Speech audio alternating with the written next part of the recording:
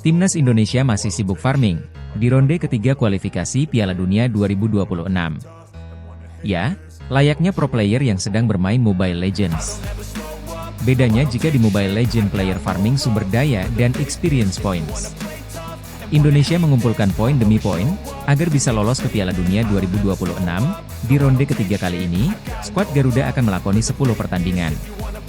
Yang terdiri dari 5 laga tandang dan 5 laga kandang.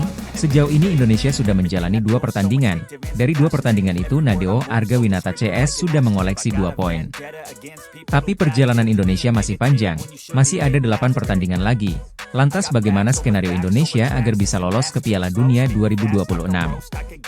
Sebelum kita simak hitung-hitungannya, kalian bisa subscribe dan nyalakan lonceng terlebih dahulu agar tak ketinggalan konten terbaru.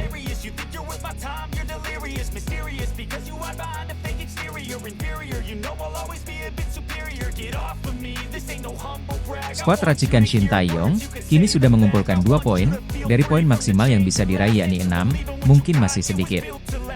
Tapi pencapaian ini terbilang cukup oke, mengingat 2 poin itu didapat berkat menahan imbang 2 negara besar Arab Saudi dan Australia. Dengan torehan 2 poin, Indonesia berada di urutan keempat klasemen sementara grup C. Indonesia berhasil mengungguli Australia yang masih mengoleksi 1 poin. Dan Cina yang cuma dapat hikmahnya di 2 pertandingan awal. Sejauh ini urutan keempat tentunya jadi posisi yang cukup baik bagi Indonesia, karena menurut regulasi yang ada. Setelah ke-6 tim melakoni 10 pertandingan, hanya 2 peringkat teratas yang akan langsung mengunci slot di Piala Dunia 2026. Sementara peringkat ketiga dan keempat akan berlanjut ke ronde keempat, yang nantinya akan kembali dibagi menjadi 2 grup yang berisikan 3 tim. Meski begitu posisi Indonesia masih belum aman, kemungkinan untuk terjadinya perubahan peringkat sangat besar, mengingat masih ada 8 laga tersisa.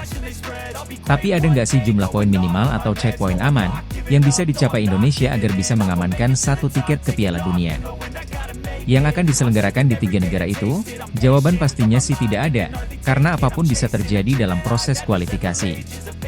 Tapi jika berkaca pada edisi-edisi sebelumnya, kita bisa mengira-ngira berapa poin aman yang harus dikumpulkan oleh Bang Jai dan kolega dilansir. Jika mengacu pada ronde ketiga kualifikasi Piala Dunia 2018, poin minimal untuk lolos langsung ke putaran final adalah 15 poin. Poin segitu diperoleh Korea Selatan saat jadi runner-up grup A ronde ketiga kualifikasi Piala Dunia 2018. Menariknya, kala itu Shin Tae-yong lah yang meloloskan Korsel. Pelatih timnas Indonesia itu setidaknya memimpin 2 pertandingan Korsel di ketiga. Sedangkan di ronde ketiga kualifikasi Piala Dunia 2022, poin terendah untuk langsung lolos ke Piala Dunia Qatar adalah 22 poin. Itu diperoleh Jepang saat menjadi runner-up grup B di bawah Arab Saudi. Mengapa hanya mengambil sampel dari 2 edisi itu? Karena di edisi 2018 dan 2022 jumlah peserta di setiap grup ronde ketiga kualifikasi Piala Dunia sama dengan edisi yang sedang diikuti oleh Indonesia, yakni 6 tim. Dari data yang sudah ditampilkan kita jadi bisa berasumsi bahwa Indonesia bisa lolos secara otomatis sebagai runner-up jika mengoleksi lebih dari 15 poin. Atau setidaknya, menyamai. Tapi apakah finish di urutan kedua di grup C yang berisikan negara-negara macam Jepang, Arab Saudi dan Australia adalah sebuah mimpi yang realistis? Sepertinya tidak. Karena untuk mencapai 15 poin, Indonesia butuh 13 poin tambahan. Itu berarti Indonesia butuh 4 kemenangan dan 1 hasil imbang lagi. Kalau bisa sih bersyukur banget. Tapi jika lolos langsung dinilai berlebihan. Melaju ke fase keempat kualifikasi dengan menempati posisi ketiga atau keempat klasemen akhir grup C akan lebih realistis untuk digapai Indonesia. Lantas berapa batas untuk finish di urutan 4 besar? Kita bisa pakai metode yang sama, yakni berkaca pada 2 edisi Piala Dunia sebelumnya, untuk melaju ke ronde keempat kualifikasi Piala Dunia 2026. Batas minimum poinnya lebih rendah lagi. Jika melihat ronde ketiga kualifikasi Piala Dunia 2018, poin minimumnya adalah 13 poin. Kala itu diperoleh Uzbekistan yang menempati peringkat keempat grup A, sedangkan di edisi 2022, Ira hanya perlu mengoleksi 9 poin untuk finish di urutan keempat grup A ronde ketiga kualifikasi Piala Dunia 2022. Jika batas minimumnya hanya 9, maka Indonesia hanya perlu mengumpulkan 7 poin lagi, dengan meraih 2 kemenangan. Dan 1 hasil imbang atau 1 kemenangan, dan 4 hasil imbang target 9 poin, akan tercapai. Mau bagaimanapun skemanya, Indonesia harus meraih beberapa kemenangan untuk mengamankan kedudukan di 4 besar. Lantas negara mana saja yang bisa jadi lumbung poin bagi Indonesia? Dari 8 laga yang tersisa, Indonesia masih mengantongi 4 laga kandang dan 4 laga tandang. Apabila melihat hasil di 2 laga awal, Cina bisa kita jadikan batu pijakan untuk mendongkrak poin. Dari 2 laga yang sudah dimainkan, tim naga babak belur dihajar 7-0 oleh Jepang, dan dikalahkan 2-1 oleh calon tuan rumah Piala Dunia 2024 Arab Saudi. Dengan performa carut-marut itu, menyapu bersih 2 pertemuan melawan Cina adalah target mutlak. Selain Cina, laga melawan Bahrain bisa kita jadikan tambahan poin. Target realistis tentunya memperoleh 3 poin dari 2 pertemuan. Tapi agak pesimis King Indo bisa menang di kandang kalau rumput GBK masih gembradak gitu. Indonesia justru terlihat lebih meyakinkan jika bermain di kandang lawan, yang mana rumputnya lebih hijau dan rata. Tapi para punggawa timnas Indonesia harus berhati-hati jika bertandang ke Bahrain. Fans sepak bola di sana kadang norak, masih suka menembakkan laser ke mata pemain lawan. Tapi jika berhasil menang, Indonesia akan mendulang 9 poin, dengan tambahan 9 poin Indonesia akan mengoleksi 11 poin itu sudah aman. Jika berkaca pada hitung-hitungan di edisi 2022, lantas bagaimana dengan lawan-lawan Indonesia yang lain, seperti yang sudah disampaikan. Bermain kandang pun akan terasa sulit, jika rumput GBK masih buruk.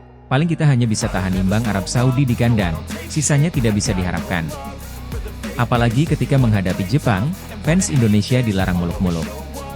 Soal bagaimana cara mewujudkannya, Shin Tae-yong punya siasat jitu, untuk memaksimalkan torehan poin di ronde ketiga kualifikasi Piala Dunia 2026. Tim kepelatihan akan memainkan sepak bola bertahan. Skema permainan ini terbilang ampuh saat menghadapi Australia dan Arab Saudi. Shin Tae-yong menumpuk setidaknya 5-6 pemain yang bertipikal bertahan di starting line up, contohnya saja saat menjamu Australia di Gelora Bung Karno. Di laga tersebut Shin Tae-yong memainkan 6 pemain dengan tipikal bertahan, selain 5 back. Shin Tae-yong menaruh Nathan Choyaon di lini tengah, sebagai partner dari Ivar Jenner di luar itu. Pada Maret 2025, timnas Indonesia akan melawat ke markas Australia, dan menjamu Bahrain. Sedangkan Juni 2025, timnas Indonesia menjamu Cina dan melawat ke markas Jepang. Positifnya, pertandingan tandang melawan Jepang dihelat pada laga terakhir kualifikasi. Besar kemungkinan saat itu tim Samurai Biru telah dipastikan lolos menuju putaran final Piala Dunia 2026 Amerika Serikat Meksiko. Maka ada peluang bagi Jepang untuk menampilkan pemain pelapis, dan kondisi itu bakal menjadi keunggulan timnas Indonesia. Andaikan timnas Indonesia tidak bisa menjadi minimal runner-up grup, maka setidaknya peringkat 4-5 harus diraih, untuk memperpanjang nafas ke Amerika Serikat Meksiko tahun 2026. Dengan adanya Martin Paes di bawah mist gawang timnas Indonesia, kualitas bertahan tim jadi makin baik. Kemampuannya dalam menghentikan tembakan dan pembacaan arah bola yang baik, membuat bek-bek tim nasional Indonesia jadi bisa bermain lebih lepas dan percaya diri. Belum lagi pada jeda internasional Oktober mendatang, kualitas lini bertahan timnas Indonesia diprediksi bakal meningkat. Setelah kedatangan Mads Hilgers dan Eliano Reijnders, soal kualitas tak usah diragukan lagi. Kalau penasaran sehebat apa mereka, kalian bisa mengutip konten-konten sebelumnya. Gimana optimis lolos Piala Dunia?